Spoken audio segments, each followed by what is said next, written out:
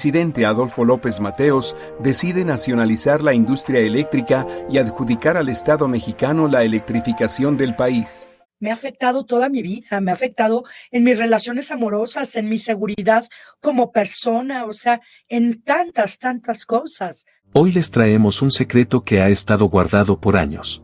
Adolfo López Mateos, uno de los presidentes más queridos de México, tuvo una vida secreta llena de escándalos, amores ocultos y un rumor impactante sobre un posible asesinato.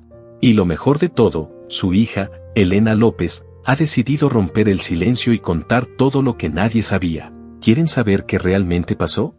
Pero ahorita me es inconcebible que un papá pueda negarle a sus hijos ese nombre y ese cariño y decir que alguien más se ocupe de ellos. Yo me voy a morir y nadie va a creer que fueron mis hijos. No se pierdan este video hasta el final. Elena López, la hija de Adolfo López Mateos, rompió finalmente el silencio y nos relató algunos pasajes desconocidos de la vida de su padre. Mi padre era un hombre con una personalidad arrolladora, no solo como presidente, sino también en su vida privada, comenzó. Siendo muy joven, él ya era una figura destacada, y como bien dicen, las mujeres no se le resistían. Mi madre, Angelina Gutiérrez Adurní, siempre fue muy consciente de su atracción, pero nunca se imaginó que llegaría a tanto. Elena, mirando al horizonte mientras hablaba, continuó, aunque mi madre era una mujer de principios, sabía que mi papá no era de los que se quedaba en casa todo el tiempo. Había rumores, muchas mujeres siempre lo rondaban, como la actriz Rita Macedo, por ejemplo. Ella misma escribió sobre un amorío con un joven político, y claro, no se mencionaba el nombre, pero era obvio quién era. No era un secreto en el círculo cercano de la política, todos sabían que él no era un hombre fácil de evitar. En esa época, las promesas de amor eterno entre políticos y artistas, como las que él le hizo a Rita, eran comunes, continuó Elena, con una leve sonrisa irónica. Él le prometió que dejaría a mi madre, pero los rumores nunca decían nada concreto, y la verdad es que mi madre siempre lo sabía. No era ingenua. Elena dejó entrever un poco de dolor al recordar aquellos años. Mi mamá fue muy fuerte, y aunque mi papá nunca rompió del todo con esos vínculos amorosos, siempre fue una figura respetada. Claro, en la política todo estaba entrelazado, y las mujeres de la farándula no dejaban pasar la oportunidad de acercarse. Lilia Prado, por ejemplo, vivió un romance con él mientras estaba casado. Mi mamá siempre lo supo, y no me voy a mentir, lo vivió en silencio. Esa fue su realidad, finalizó Elena, dejando claro que, aunque los años pasaron, las historias siguen vigentes. Sin duda, la hija del expresidente lo dijo sin filtro, a mi papá lo querían mucho, pero también tenía su lado oscuro, como todos. Tuve que enfrentarme a muchas mentiras y a una visión distorsionada de la relación entre mis padres, basada en las historias que me contaba la familia, que solo me dieron una imagen irreal. El reto más grande fue perdonar de corazón a mi padre por su rechazo y a mi madre por su mentira. Cuando logré perdonarlos, mi mamá finalmente comenzó a contar la verdad sobre su relación con él. Con la ayuda de Dios, pude poner mi historia en perspectiva y perdonar también a doña Eva por lo que me hizo. No hay nada más cierto que la verdad te hace libre. Tuve que enfrentar dolorosas realidades para escribir desde un lugar de amor, lo que me trajo finalmente la paz interior que tengo ahora. Sobre la imagen de mi padre, aunque él nunca nos reconoció legalmente a mi hermano y a mí, no creo que nos haya dejado en el abandono. Nos dejó 3 casas y dinero suficiente para nuestra niñez. Es cierto que me sentí abandonada, y eso me afectó toda mi vida, pero ahora entiendo que ellos hicieron lo mejor que pudieron. Mi papá cometió un error al negarnos como suyos, pero también sé que se arrepintió profundamente. Cuando lo perdoné, me di cuenta de que ya no me corresponde juzgarlo. El juicio que hice en mi juventud me dolió, pero ya no lo llevo conmigo.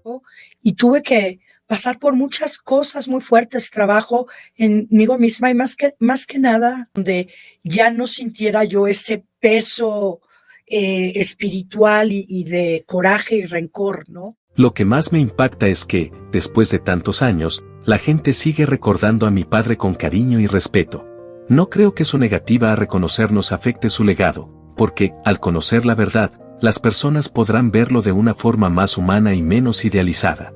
Yo, personalmente, lo bajé de ese pedestal en el que lo tenía, y ahora lo veo como a un hombre que cometió errores, se arrepintió y pagó por ellos. Lo que te voy a contar es algo que me parece que tiene 2 caras, como toda historia que se dice a medias. Mi madre, a los 16 años, se acercó al presidente. Se subió al auto de él, en el desfile del Día de la Constitución Mexicana, con la intención de pedir ayuda para mi gente en Puente Sierra, y bueno, la diferencia de edad entre ellos era una barbaridad, ¿no? 33 años. Pero, para ella, la edad nunca fue un obstáculo. El problema vino después, cuando mi padre se enfermó y comenzó a preocuparse por lo que los demás dirían, cuando empezó a usar su propia edad como excusa para mantener las distancias con nosotros, sus hijos. Pero, entre ellos, la diferencia de edad era lo de menos. Lo que realmente me parece escandaloso es cómo las personas, los que nunca entendieron el amor de mis padres, eran los primeros en opinar. Cuando mi mamá y él comenzaron su relación, no fue como muchos piensan. No fue de un día para otro. Fue algo que se dio en el tiempo, primero como una amistad y luego, con mucho respeto, un noviazgo. La verdad es que a él le gustó mi mamá porque ella era diferente. Tenía esa pureza que, aunque él era un hombre experimentado y poderoso, la hizo ver como algo especial. Mi mamá, por su parte, nunca pensó que terminaría enamorada de él, un hombre casado y mucho mayor. Pero lo amaba con locura. Lo amaba tanto que no le importó seguir sus principios. Mi abuelo nunca supo la verdad. Él fue cómplice de la relación, pero no de todo lo demás. Si hubiera sabido lo que pasaba realmente entre ellos, probablemente habría reaccionado distinto. Para él, su hija era intocable, y si él hubiera sabido que mi madre estaba en una relación con el presidente, la historia podría haber sido otra. Mi mamá no tuvo ese respaldo, y con el tiempo todo el mundo opinaba sin saber nada. Fue duro para ella, pero la lucha por su amor fue más fuerte que las murmuraciones. Lo que más me duele hoy, y lo que más me costó aceptar, es el comportamiento de mi padre después de dejar la presidencia. Durante los años siguientes, yo vi cómo todo giraba alrededor de su imagen, pero nadie veía lo que ocurría en casa. Nunca se quedó a vivir con mi madre, nunca se comprometió a ser su marido como ella esperaba. Y a mí me costó comprenderlo, me afectó muchísimo. Años después, cuando entendí lo que mi madre pasó, me dio tanta tristeza ver cómo él estaba más preocupado por su legado que por sus propios hijos. Eso me hirió profundamente. Pero, lo más doloroso de todo, es que viví esa infancia sin una figura paterna clara. Sin entender por qué el hombre que todo el mundo veneraba no había hecho lo necesario para asegurarse de que mi hermano y yo tuviéramos una vida con seguridad. Porque me han dicho, fue un gran orador, ¿no? Tenía esa electricidad y esa presencia. Y yo creo que de alguna manera yo heredé eso de él, ¿no? El vacío era enorme, y eso me dejó una tristeza inexplicable que no entendía de pequeña. ¿Cómo puede ser que mi papá, siendo presidente y abogado, dejara las cosas tan mal arregladas? Eso fue lo que me marcó. Te lo cuento así, porque es mi verdad. No es un cuento de hadas, ni una historia de amor perfecta. Es un relato de lo que significa crecer entre la verdad y las mentiras, entre los amores épicos y las tragedias personales. A los 20 años, mi madre finalmente aceptó lo que había sospechado. Mi padre nunca quiso reconocernos legalmente. Su excusa era que estaba demasiado enfermo y mayor para que la gente creyera que éramos sus hijos. La conversación fue devastadora. Mi madre le rogó que no nos negara su nombre, pero él se negó, diciéndole que se iba a morir y que ella encontraría a otro hombre que les diera su apellido. Que le gustaban las mujeres, por supuesto. Un hombre, pues, al que la gente quería. Confirmar que el rechazo de mi padre fue intencional me destrozó. Sentí rabia hacia ambos, mi madre por no exigirle a él lo que merecíamos, y a mi padre por negarnos. Esa rabia me llevó a huir, a abandonar la universidad y buscar alivio en el alcohol, las drogas y relaciones vacías. No fue hasta que hablé sinceramente con mi madre que comencé a sanar. A pesar de hablar con ella, los trastornos no disminuyeron. Las depresiones me paralizaban y las manías me llevaban a obsesionarme con cosas como mi higiene dental. No entendía lo que me ocurría hasta los 37 años, cuando una depresión grave me dejó en cama por meses. Mi marido me convenció de buscar ayuda, y fue ahí cuando, por fin, un psiquiatra me diagnosticó como bipolar. Ahora, con medicación, mis emociones son más equilibradas, y aunque mi historia sigue marcada por esos extremos, al fin encuentro algo de paz. Ahora, retomemos la historia de mi padre desde el principio. En esos años, el Partido Revolucionario Institucional PRI ya veía en Adolfo López Mateos a un político con un futuro prometedor, uno de esos que parecía destinado a ser una de las figuras más grandes del país. Las mujeres, como era de esperarse, no perdían oportunidad de acercarse a él, atraídas por su carisma y encanto. A menudo, dejaban a sus acompañantes y se acercaban a él, sin que él se percatara de nada. En su juventud, Adolfo impresionó a muchas mujeres, escribiéndoles románticos poemas. Ya para 1956, el PRI lo tenía en la mira para suceder a Miguel Alemán Valdés como presidente de México. Los mexicanos son inviolables. Es preciso un patriótico esfuerzo para levantar el nivel económico del país, aumentando la producción agrícola. En esos años, mi padre comenzó a estrechar lazos con figuras clave, como Emilio Azcárraga Vidaurreta, el presidente de Televisa. No faltaba a ninguna de las fiestas organizadas por los más poderosos del país, donde empresarios, políticos y medios de comunicación se reunían. Mi padre, siempre tan buen conversador, encantaba a todos con su simpatía. Aunque estaba casado, su esposa sabía perfectamente lo que pasaba ahí, en lugar de crear escándalos, toleraba sus infidelidades en silencio. Una de las mujeres que, según los rumores de la época, tuvo una relación con él fue Silvia Pinal. Se decía que ella buscaba apoyo para sus películas y mi padre le prometió respaldarla a través de la Asociación Nacional de Autores de México. En esos encuentros, la atracción fue mutua, y pronto ambos estuvieron tan cerca que se dice que mi padre pidió que la llevaran a un lugar más privado. Esa relación pronto se convirtió en un secreto a voces, llegando hasta los oídos de Emilio Azcárraga, quien no veía con buenos ojos este affair, especialmente por el vínculo que su propio hijo tenía con Silvia Pinal. ¿Cuántas palabras por minuto? 120. En 1958, mi padre asumió finalmente la presidencia, pero su ascenso al poder también encendió las alarmas en Estados Unidos, ya que sus infidelidades comenzaron a ser cada vez más públicas. La preocupación era que esos escándalos pudieran afectar no solo su imagen, sino también la estabilidad del país. Fue entonces cuando comenzaron a circular rumores sobre una joven de 16 años, con quien se decía que mi padre se había casado en secreto, aunque todo esto ocurrió después de su divorcio. Su primera esposa, Eva Sámano, que había soportado tanto en silencio, decidió separarse de él a mitad de su sexenio. Y fue entonces, en ese momento, cuando supuestamente mi padre se casó con Gutiérrez. Todo el mundo sabía que Adolfo López Mateos tenía varias amantes, y aunque muchos veían esas relaciones con tolerancia, algunos historiadores consideraban que sus infidelidades dañaban su imagen pública y su poder como presidente. En 1960, un escándalo sacudió al país cuando el actor Agustín de Anda fue asesinado por el padre de su novia, Ana Berta Lepe. Ese trágico suceso estuvo marcado por una serie de rumores que involucraban a mi padre. Se decía que la relación de Ana Berta con él tenía algo que ver con la muerte de Agustín, sobre todo porque, según los rumores, el padre de Ana Berta recibía dinero del presidente para permitir su relación con ella.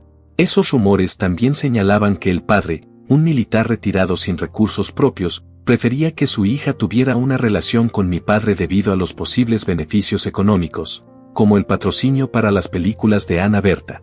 Lo que pocos sabían es que, tras el crimen, el padre de Ana Berta fue encarcelado, pero logró salir rápidamente con la intervención de un político poderoso. Algunos aseguran que fue mi padre quien intervino para que el hombre fuera liberado, a pesar de la gravedad del crimen. Aunque pasó un tiempo en la cárcel de Lecumberri, nunca enfrentó las consecuencias que muchos pensaban que un crimen tan grave merecía. En esas mismas fiestas de mi padre, otro personaje clave era Mario Moreno Cantinflas. Su relación con el PRI y su creciente influencia en el cine mexicano lo hicieron un invitado frecuente. Cantinflas, además de ser una figura recurrente en las reuniones, también tuvo un impacto importante en la carrera de Lorena Velázquez. En 1960, Lorena comenzaba a hacerse conocida en el cine, y fue gracias al apoyo de Cantinflas que pudo representar a la Asociación Nacional de Actores en el certamen de Miss México. Aunque Lorena quedó en segundo lugar, Cantinflas intervino nuevamente y logró que fuera designada como suplente para Miss Universo, aunque ella se negó debido a la controversia de que la ganadora no era mexicana. A la mera hora no me dan a mí el premio, me dan el segundo lugar, y a una niña chiquitita, chaparrita. La relación de mi padre con figuras del entretenimiento también fue compleja. Se decía que, detrás de muchos de estos favores, existían intereses personales y políticos. Lorena Velázquez, por ejemplo, buscó la intervención de mi padre tras su descalificación en el certamen y el presidente, rápidamente, Ordenó que fuera ella la representante de México en el certamen de Miss Universo en 1960. Esto generó bastante controversia, ya que se percibió que no fue del todo justo que ella ocupara esa posición. Ser que una española y va a Gobernación y le dan todos los datos de que sí. Un escándalo. Televisa, siempre en el centro de estos círculos de poder, organizaba fiestas donde se mezclaban políticos, empresarios y artistas. Muchos de los que buscaban avanzar en sus carreras sabían que esos encuentros eran clave, pero no todos estaban dispuestos a sacrificar su dignidad. Recuerdo el caso de la actriz Kate Castillo, que se quejaba de la falta de trabajo en Televisa porque se negó a asistir a esos eventos sin su novio, lo que revelaba mucho sobre las dinámicas de poder en esos círculos sociales. Aunque ninguna actriz era forzada a participar, se entendía que para quienes deseaban destacar dentro de la empresa era esencial estar dispuestas a hacerlo. Sus productos dentro de la empresa, entonces nos interesa que ustedes compartan con ellos, ya, si se da la oportunidad de que... En este ambiente, Maricruz Olivier, famosa por su papel en Teresa, se convirtió en una figura conocida por su ambición de ascender socialmente, no dudando en relacionarse con políticos influyentes para obtener papeles más relevantes en la industria. Se decía que ella fue una de las actrices más cercanas a figuras poderosas de la época, buscando aprovechar cualquier oportunidad que pudiera mejorar su carrera. Me gusta la ostentación. Sin embargo, su primera esposa, Eva Sámano, fue una figura muy querida en el país. Aclamada por su arduo trabajo en favor de la educación y la infancia, Eva fue reconocida como la Madre Nacional por su dedicación incansable. Además, fue honrada con numerosos títulos, como un doctorado honorario de la Universidad Femenina de Filipinas. Eva tenía una sólida educación, formada en un hogar protestante bautista, y junto con mi padre adoptaron a una hija. En 1925 conoció a la joven Eva Sámano, maestra de profesión de religión protestante. Aunque su relación comenzó cuando ella tenía solo 16 años, no fue hasta los 28 cuando finalmente contrajeron matrimonio, tras más de una década de noviazgo. Los rumores sobre su separación comenzaron a circular durante el mandato de mi padre. Se decía que el motivo era la vida promiscua del presidente, aunque el divorcio no se hizo público hasta el final de su sexenio. El noviazgo con Eva Sámano duró 12 años y terminó en matrimonio gracias a la insistencia de doña Elena con su... Tras su separación, Eva continuó trabajando en la educación y en instituciones que ella misma había fundado. No obstante, el legado de mi padre fue, en general, considerado positivo, y a pesar de los cambios en su vida personal, Eva Sámano siguió adelante con su carrera. Mi padre, por otro lado, se casó con Angelina Gutiérrez, mi madre, cuando él tenía 56. Aunque nunca se casó por la iglesia con Eva Sámano debido a sus diferencias religiosas, se casó civilmente con ella, lo que permitió posteriormente su matrimonio con Angelina. La salud de mi padre se deterioró gravemente en 1967, tras sufrir un ataque de migraña que lo dejó en un estado delicado. Algunos sugirieron que Eva Sámano había aprovechado la situación para tomar el control de la salud de mi padre, aislándolo de su nueva familia. Durante esos años, Angelina intentó en varias ocasiones visitar a mi padre, pero siempre se le negó la entrada, bajo el pretexto de razones de seguridad y opinión pública. En diciembre de 1969, tras 2 años de sufrimiento debido a su salud, mi padre falleció. En ese momento, sus hijos, Elena y Adolfo, eran demasiado pequeños para comprender la magnitud de la tragedia. Mi padre fue despedido con los honores de un jefe de Estado, y a pesar de los rumores y controversias, sigue siendo recordado como uno de los presidentes más queridos de la historia de México. Aunque su matrimonio con Angelina fue religioso, Eva Sámano, a petición suya, fue reconocida como viuda oficial de Adolfo López Mateos. Angelina Gutiérrez, tras la muerte de mi padre, se casó con un hombre estadounidense y actualmente vive en La Joya, California.